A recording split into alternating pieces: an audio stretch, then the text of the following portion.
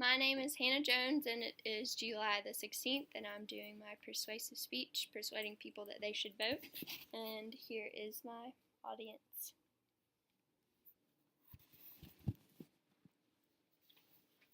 Great. How long do you think that you would keep your job if you only worked 57.5% of the time?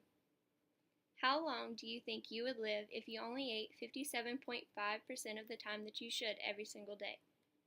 How long do you think that you could keep your family together if you only lived at home 57.5% of the time?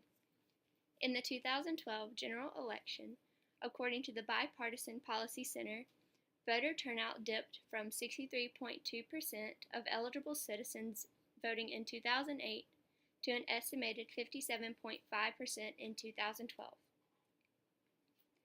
As stated by the U.S. Census Bureau of Voting and Registration, the total number of Americans registered to vote was a whopping 146,311,000. This means that 62,182,175 people did not exercise their right to vote. Here's a chart showing the decrease in the voters from 2008 to 2012.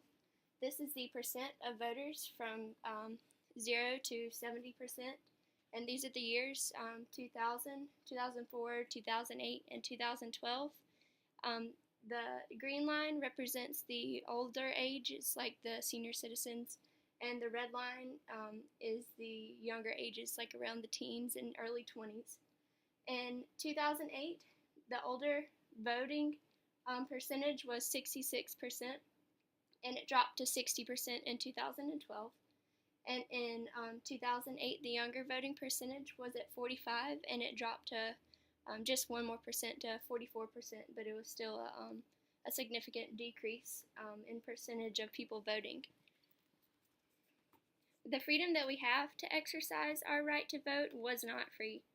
According to the Washington Post database of U.S. service member casualties, the grand total of U.S. conflict casualties is 1,343,812 deaths.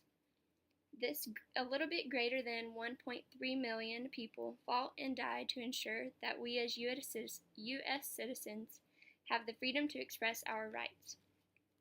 This country was founded upon a government that was by the people and for the people.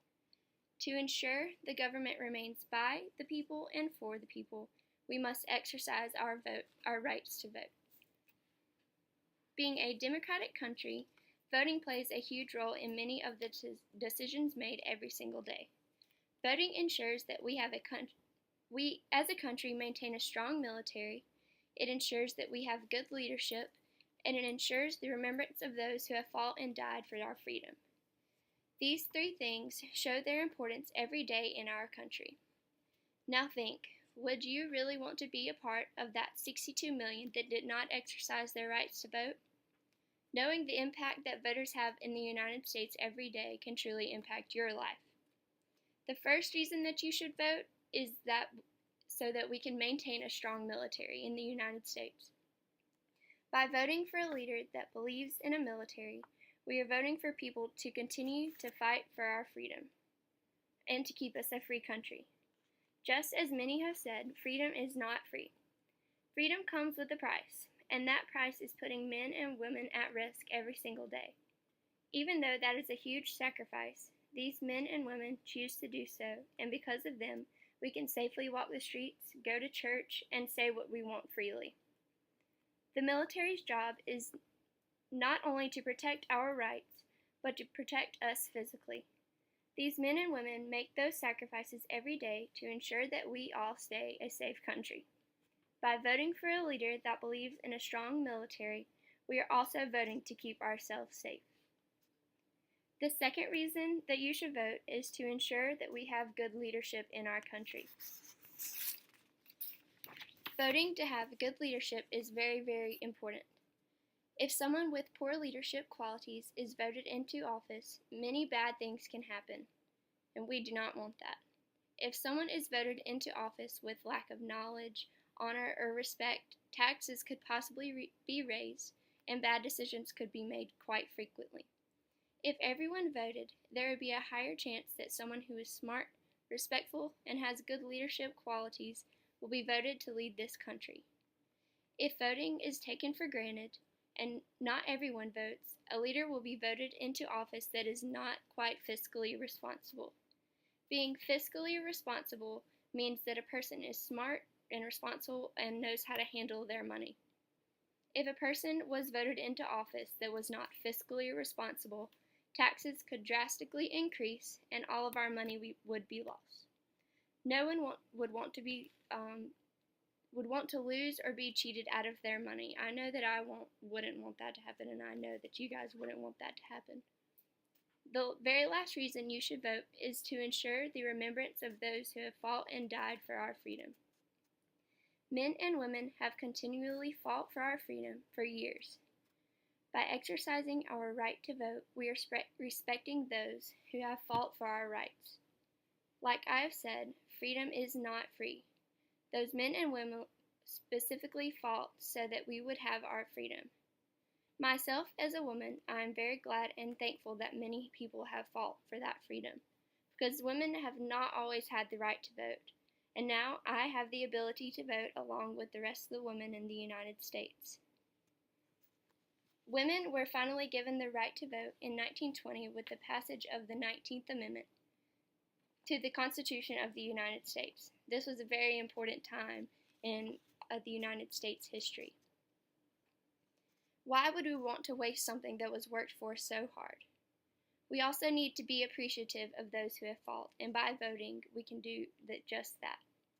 By voting, we as people are providing a good example of loyalty to our future generations. By continuing on what our ancestors started for us, our children and our children's children and even our children's children's children will see the importance voting has in a country. This is what our founding fathers had in mind, that loyalty and respect should be passed down through the ages, and that voting needs to be made clear that it is very important. Today, I have identified the three main reasons as to why citizens of the United States should vote. Number one is that it ensures we maintain a strong military. Number two is that it ensures that we have good leadership running our country, and we, of course, all want that. And number three was that it ensures the remembrance of those who have fought and died for our freedom. Now think, wouldn't you want to work as hard as you can every single day? Or wouldn't you want to eat healthy enough for yourself so that you can live? Wouldn't you want to keep your family together? And wouldn't you want to do as best as you could at school? As U.S. citizens of the present, it is our job to keep the dreams of our founding fathers alive. By voting, we as U.S. citizens can do just that. We can ensure that we maintain a strong military, we can ensure that we have good leadership running our country, and we can ensure the remembrance of those who have fought and died for our freedom. If it was up to me, those three things are very important, and I would be voting if I could. That's my speech. And my audience is still here. Okay.